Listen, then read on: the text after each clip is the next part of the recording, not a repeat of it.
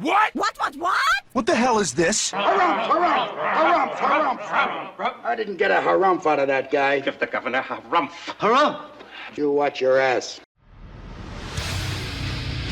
I see you shiver with anticipation. Let the show begin. Hey everybody, this is David Heretic coming at you with another edition of Reactions, Reviews, and Rants. And tonight. Alright, we're coming back to Seikima II. Yes, indeed. Seikima II fans, feeling you. Come on now. Here we go. Before we go any further, for those of you who are feeling inclined to doing all of the clicks and the likes and the bibbity bop, do me a favor. Before you do all that stuff, please watch the whole video first, okay? Give me a chance to actually earn those clicks and likes. Now, after the video's done, if you still feel like doing all those clicks and likes, then by all means, feel free to click away. This comes as a request from Brett Parks, and this is actually Brett's prioritized request for the month of November for being a silver tier member on the Patreon page. So, here you go, Brett. Hope you enjoy the show, man. Brett wanted to see me react to this. It is Seikima II with a song called Go Ahead. Go ahead, skin it. Skin that smoke wagon and see what happens. Now, have I heard the song before? No, I have not. To the best of my knowledge, this does not resonate with me in any way, shape, or form. However, there's always a possibility I may have heard the song in passing and I just don't realize it. So it was always, if I start listening to the song and I suddenly go, wait a second, hold it, this sounds familiar, I'll let you know. That's the truth. You know me, I'm gonna be honest with you guys. This was posted by, is it Takem? Or Takem? Takem? Takem? Sure, why not? Takem666, we'll just go with that. And the video has 4,100 views. Not gonna get you there, sorry. No, look, I'm sure the song's fine, I'm sure the video's fine, I'm sure everything's just fine. I'm just saying, 4,100 views, it's not gonna get you there. Other than that, there's really nothing else left to say. Link to the original video will be down below in the video description for your viewing pleasure at your leisure. Let's get started. What do you say? Are you ready? Are you ready? Because here we go. All right, here we go. I believe that says Seikima II, and I think it does. Seikima II, go ahead, 4K, 60 FPS. Cool. All right, let's do this. All right, boy, let's do this.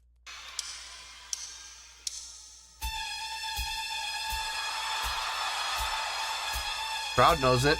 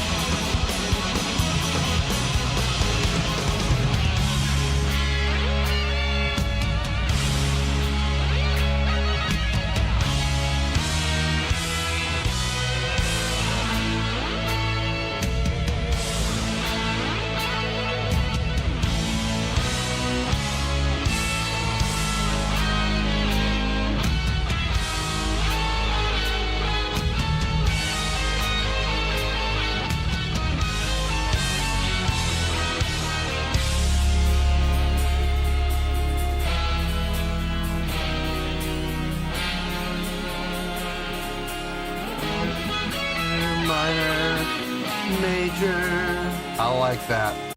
I like that. Minor, minor, major to resolve. I like it. Very grandioso feeling opening intro. Kind of getting vibes, kind of being torn between two bands. I'm kind of getting Queen vibes, and I'm kind of getting King Diamond vibes in between the two. Almost like a hybrid between the two. The guitar work, definitely Queen, but the chordal progression, definitely King Diamond. It's interesting. I like it. I like that hybrid. It has the grandioso feel to it, but it also has that feeling of dark foreboding, like something bad's coming. I mean, there's all these major resolutions, but underneath that, underlying that, there's something evil there. I like it. I really like that. Let's keep going. Let's see how this goes.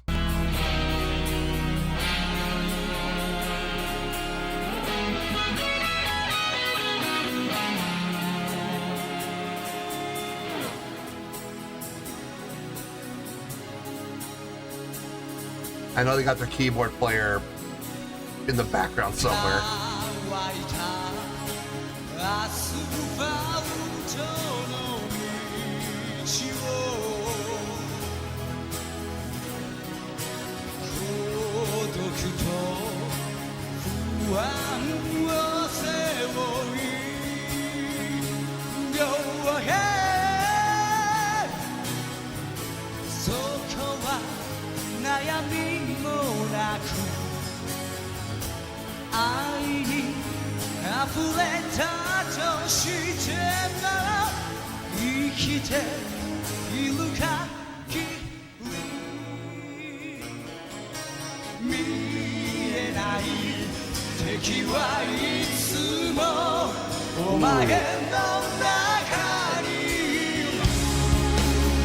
Stop. I gotta hear those three-part harmonies again. No, I don't care. Hey, it's my show. If I want to go back, we're gonna go back. I love it when these guys do their three-part harmonies because they always sound good. Like, maybe not great, maybe not amazing, but they are, every single time they do their three-part harmonies, you can bank on the fact that they're gonna, at the very least, on their weakest day, they're gonna sound really good. I love that. In a live setting, three-part harmonies, not easy to pull off. You guys have got to be spot on. And every single time they are. I love it. I absolutely love that. Oh, a little more.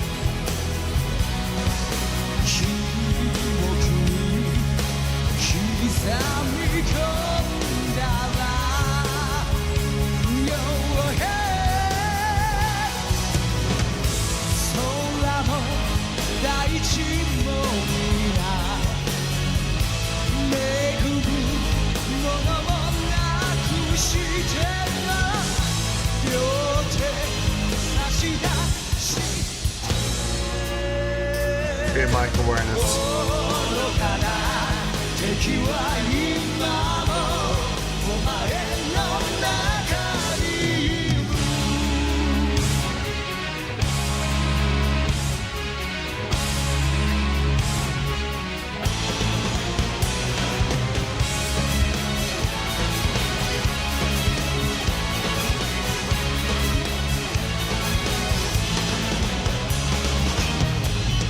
Interesting. Switching up from 6/8 to 5/8. Okay. Look, if you're gonna do it, you better be able to pull it off. And they pulled it off. That was actually really nice. I almost didn't catch it. The more I'm listening to this song, the more I'm wondering if Mrs. Heretic would like this. I think Mrs. Heretic would absolutely dig this tune. This is definitely up her alley, I have a feeling. And then again, I could be wrong. I've been wrong in the past, but I don't know. Something tells me Mrs. Heretic would really dig this. Let me see if I can catch where they made the transition into the 5/8. I think it was right there.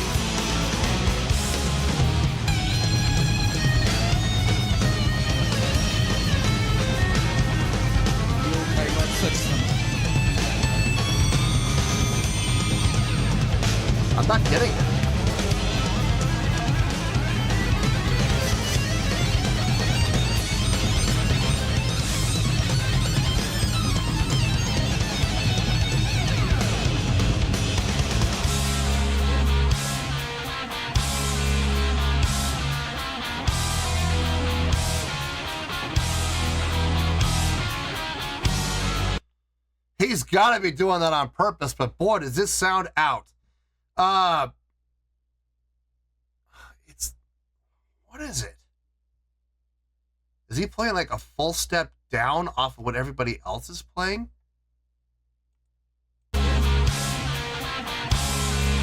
Yeah, he's playing a full step down, but here's the thing. It's not a mistake. He's doing it on purpose.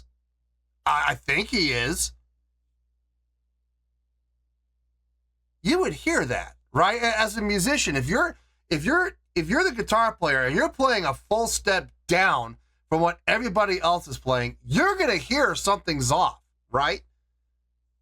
And he would, in being a professional musician, if that were the case, you would fix it, right? You would adjust and go up to where you should be, but he's not. So that tells me he's doing it on purpose. Now, why? I don't know. I do not know. It sounds off. It sounds weird. I don't know about that.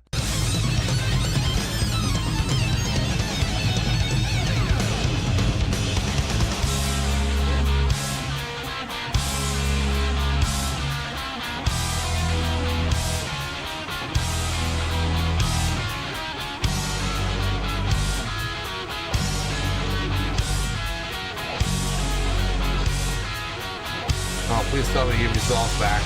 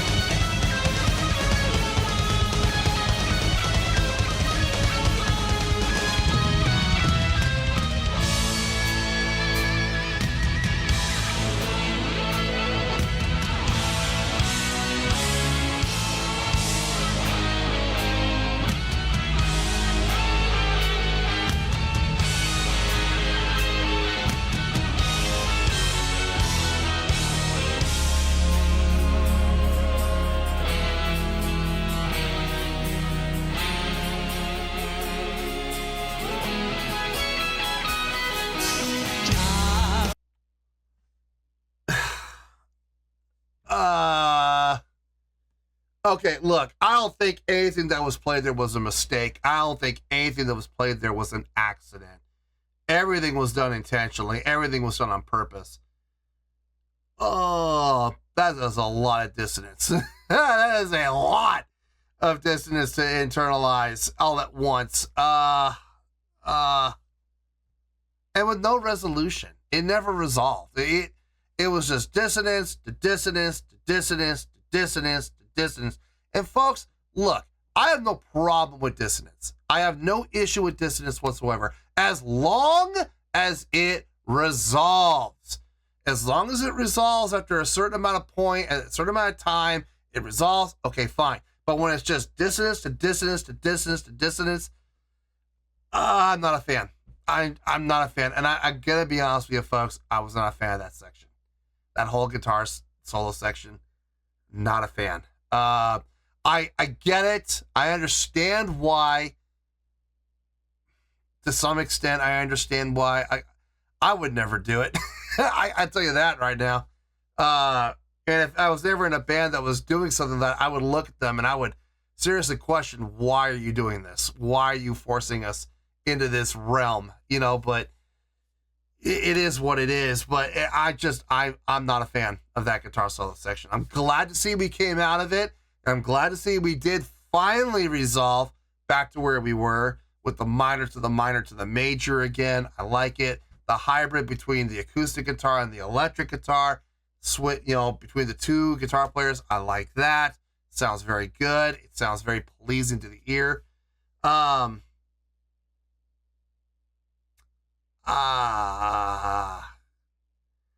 middle section, man, that is just a hard pill to swallow. It really is. I can swallow it. Yeah, I can. But man, it is rough getting that down, boy. It really is. Anyway, let's get back into this.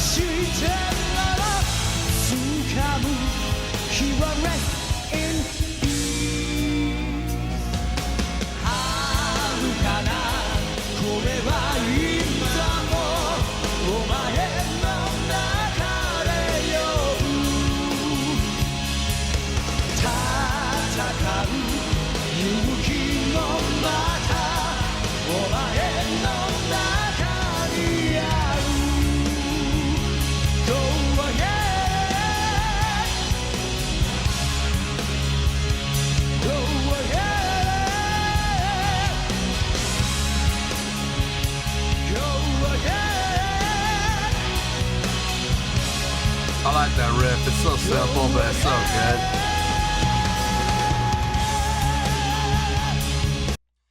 I like that riff. The root to the 3 to the 7, but going down to the 3. I like it.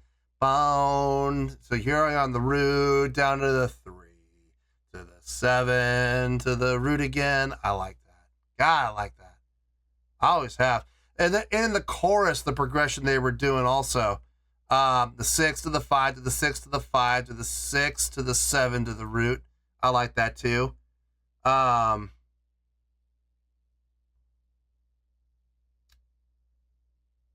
like everything about this except the guitar solo section. Everything else I'm digging.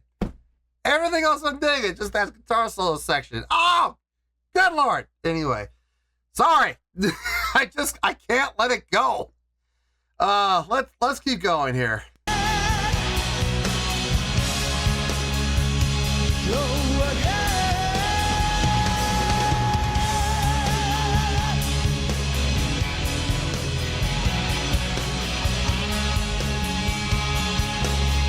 The century, Seikima on drums, Mr. Ryan Yutama. On bass, Mr. Zenon Nishikara. On keyboard, Mr. Yokai Masaki. On guitar, on your right side, Mr. Ace Shimizu. I'm vocal, Demon Kogure. The guitar on your left side, Mr. Lou Nakamura!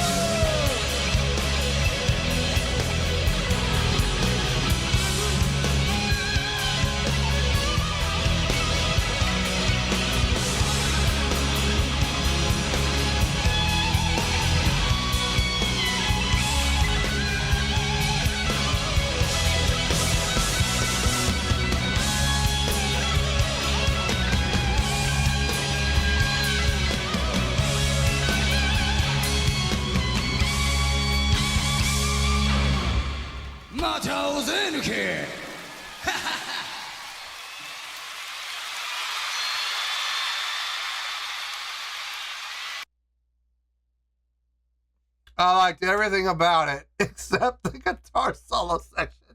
That middle section. Everything else I liked. I really liked. Some things I loved. And then there was that middle section that just, dang it. Oh, this is going to be interesting. Let me get my thoughts together. I'll see you in the review and we'll talk about it. Well, there you go, folks. That was Seikima II with Go Ahead. This was a request from Brett Parks, and this was actually Brett's prioritized request for the month of November for being a silver tier member on the Patreon page. So there you go, Brett. Hope you enjoyed the show, man. Oh boy. You know, it's funny.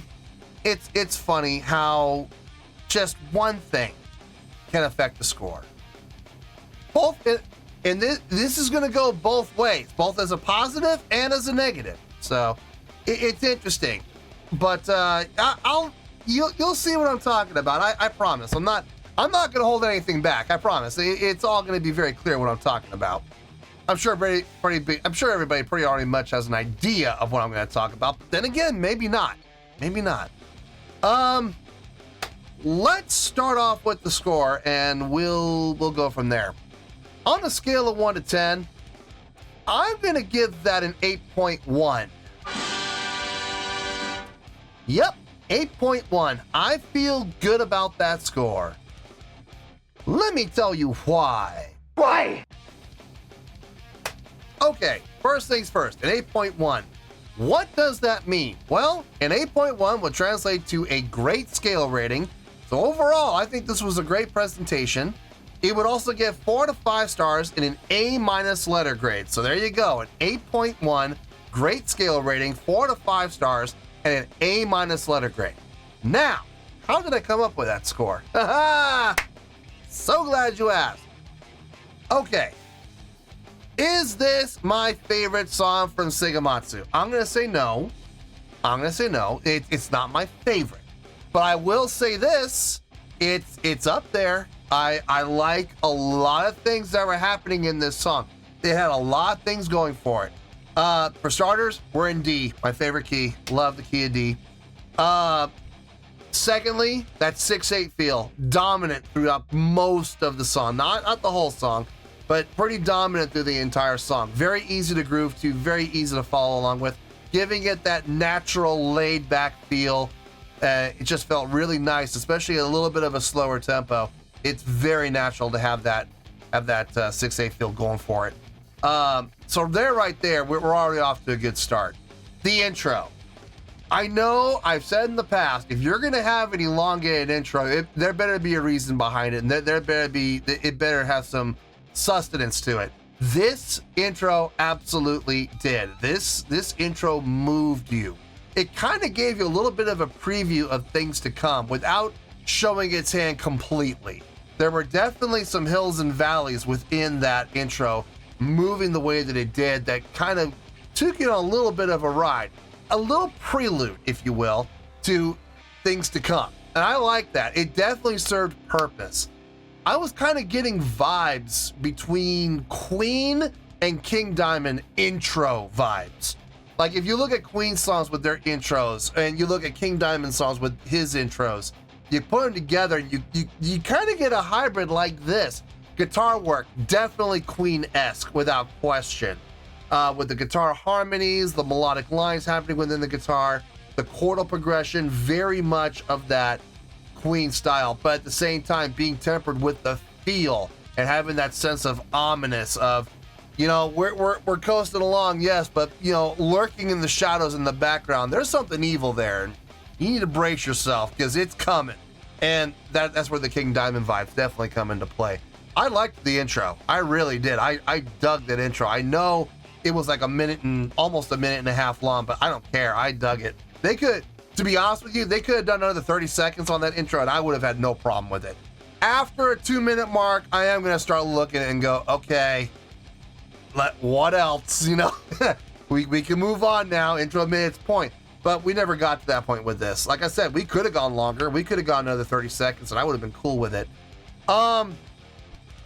Let's just get to it. I know everybody's waiting for me to bombast this part. That guitar solo section. Look, I understand what they were going for. I get it. You know, creating that dissonance, that feeling of unrest, that feeling of uneasiness.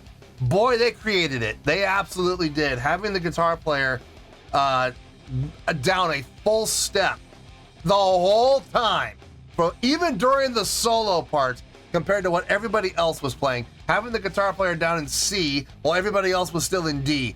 I get it. I understand what they're going for. I get the direction they were going for. I know what they were trying to achieve. And boy, I will give it to them. Hands down, they achieved it. They achieved that feeling of unrest, uneasiness, to the point where you're almost getting squeamish and you're almost like, you're so uncomfortable. You're hoping this ends because it makes you so uncomfortable. And then when it actually does resolve, when it finally does resolve, you get that sense of refreshment. You get that sense of relief and, oh, thank God it's over. I get it. That's what they're going for. I understand. They did it well. They pulled it off well. That doesn't mean I like it personally. I could not wait for that section to be over. The minute I heard him starting down a whole step, my first gut instinct, my first knee-jerk reaction was, oh, he's off. Oh God, he's playing in the dark and he doesn't realize he's playing the wrong notes. But then he kept going and I'm like, okay, by this point, he should have figured it out by now. You know, after 2 or 3 measures, you should know if you're playing the wrong chord. He just kept going. Now, at that point, I'm like, okay, so this is intentional. They're intentional going for non-stop dissonance. Dissonance, to dissonance, to dissonance, to dissonance, to dissonance, to dissonance, with no resolution whatsoever. Ugh! Can't stand that. I hate that. I absolutely hate that. So uncomfortable. But again, like I said, that is exactly what they were going for. They wanted people to be uncomfortable. And they succeeded. They absolutely succeeded. Gotta give it to them. Even though I don't want to, you gotta give it to them. That's a fact. I love the hybrid work between the electric and the acoustic. And I love the fact that it wasn't just one person doing the whole thing. It wasn't just the guitar player over on stage right doing all the electric while the guitar player over on stage left was doing all the acoustic. No, they were flip-flopping between the two. Both able to do it. Both had their acoustics ready to go. Not relying on track usage. Of course, this was back in the day before there was heavy track usage. So you kind of have to do it in a live situation. If you can't do it organically back in the day like that, then you can't do it. Kind of like Rush. You know, you hear all the synthesizer work, and guys, that's Getty. Playing bass and synthesizer and singing at the same time while utilizing the Moog pedals. Yeah, Getty's doing 4 things at once. Same thing here. Only they have more personnel, obviously, so they can spread they can delegate, you know, far more efficiently and effectively, and without having anybody having to do too many things, having to wear too many hats, but still being all done organically, which I absolutely appreciate. The keyboard player obviously providing the keyboard sound, filling it out. Really nice job on his part. The drumming on this, outstanding. I dug the drumming on this, man. It was really nice. I was able to catch the 5/8 section. The guitar section, the guitar solo section, I did not lock into that. I tried. I was trying the entire time to lock into what he was playing. I suspect 7/8. I think might have been 7/8 or it might have been 9/8. I'm not 100% sure. I'm gonna have to go and look up the sheet music and find out, because I'm really curious to know that middle section. It was steady. I know it was steady. There was a pattern. I couldn't lock into the pattern. I was really distracted by that full step down. So I had a real hard time locking into it. But other than that one section, everything else sounded really good. I love the chordal progression happening within the verse, within the pre-chorus, and the chorus especially. That chorus, man, with those 3-part harmonies, that's what really bumped this up into the 8s more than anything else, was the vocal harmonies. I said this before about them, and I'm going to continue to say this. I love when they do their 3-part harmonies in a live setting. I have not heard them do it poorly. Every time they do their 3-part harmonies, it always sounds really good, very clean, on point, and not just from a notational and pitch standpoint, but from a blend standpoint as well. The higher voice always kind of pulling back a little bit in the mix, not belting it to overtake everybody else, but just a nice blend. And I've always, ever since I've heard these guys do their 3-part harmonies, I've always appreciated what they can do with those 3-part harmonies. I love it when they do. Doesn't happen too often. And trust me, if they were to do it more often, I would not have a problem with it whatsoever. But when I have heard it and they have brought it out, it's special. It's nice, and I like it. So taking everything into account here with the song, it comes out to an 8.1. Now, right now, I'm sure people are going, well, wait a minute, DH, you're giving the song an 8.1. What about the live show? Didn't that affect the score? Actually, in this case, it did not. If you go down the checklist, stage presence was there, yes. Stage energy, not so much. There wasn't a whole lot of movement and motion happening on the stage. Stage interaction, there was none. There was zero. Crowd interaction, sort of. He was gesturing out. Demon was gesturing his arms out and, pointing out to the crowd in a way. So I'll give it that, but it's a weak one. Showmanship, yes, absolutely. Demon was definitely putting on a great show with his movements of his arms, telling the story. That was definitely there. Production, I love their set on this. I really do. This show in particular, I love their set, their background, their backdrops, and everything. I love their setup. I love that stage. I would love to play on a stage like that. I think it'd be a lot of fun. You wouldn't be able to keep me still, though. I'd be wanting to run around and hit every single ramp, every single stair, every single platform. I'd want to be all over the place. No, but if you take all the components of the live show and you add them together, it kind of nullifies itself out. So it didn't help the score, but by the same token, it didn't hurt the score either. The live show in this case was kind of a non-factor. The last thing I want to bring up, and I'm not going to talk about this for very long, the last thing I do want to bring up, I do like how towards the end of the song, Demon did point out every single person in the band by name, gave them a little chance to get a little bit of a spotlight. They didn't solo or anything, but he just wanted to acknowledge all the members of the band. I think that's smart for two reasons. One, you're giving the members of the band as individuals their due. I know it's a band thing, I know it's a group thing, but there are still individuals within the group, and whenever they're able to get the recognition that they've earned and they deserve, I think it's important. Number two, when you have you're playing in front of a live audience, I would say probably 80% of the people there are big fans of yours already, but think about this. Every 10 people, let's say, that are there, there's probably going to be 2 or 3 people that have never heard of this band or have never seen or heard these guys play live before. And it's always good to kind of point out the individuals for those people in the audience who don't know the members of the band, who don't know what this band is all about. It's not a bad idea, because you might catch on to them. You might, by doing that, you might kind of help these people associate the names of the individuals with the band, and as a result, the band becomes a little more, I don't want to say recognizable, but a little more familiar to the newcomers. Always a smart idea, and I appreciate the fact that they did that during the song. Yeah, 8.1, I feel good with that score, and that's where we're gonna stay. So let's wrap everything up here in a nice shiny bow, shall we? We got an 8.1, which is a great scale rating, 4 to 5 stars, and an A- letter grade. Take your pick, I don't care, whichever one of those floats your boat. Final word, final score, I have spoken. Well, that's gonna do it for this edition of Reactions, Reviews, and Rants. Hope you all enjoyed the show. Hope I was able to entertain you. If I was able to put a smile on your face and brighten your day, then I did my job, and I'm so glad I could do it. If you guys feel like joining the fan base, go ahead and click on that button down there. If you guys want to like the video, go ahead and like the video. If you guys want to ring the bell, go ahead and ring the bell. It honestly doesn't make any difference at all to me, but if you guys feel like doing these things, well then by all means, feel free to do so.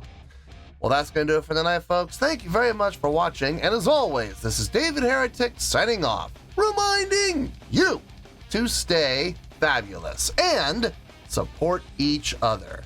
Later. Peace.